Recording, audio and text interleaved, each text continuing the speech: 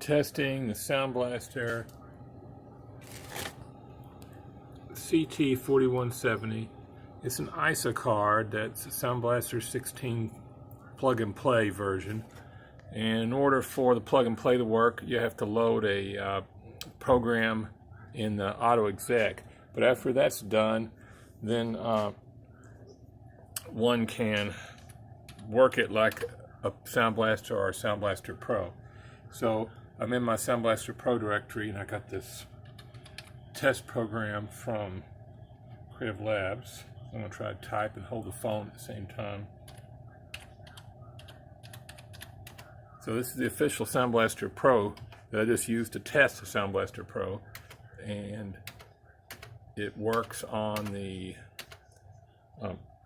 CT4170 also.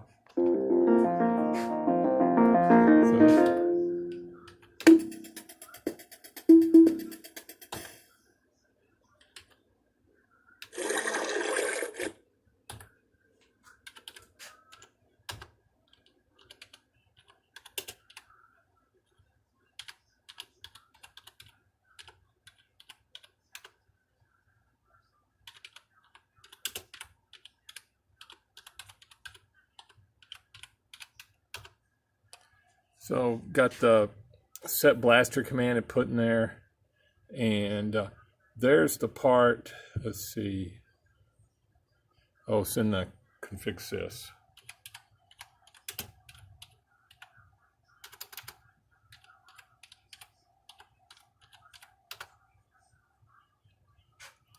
Right there.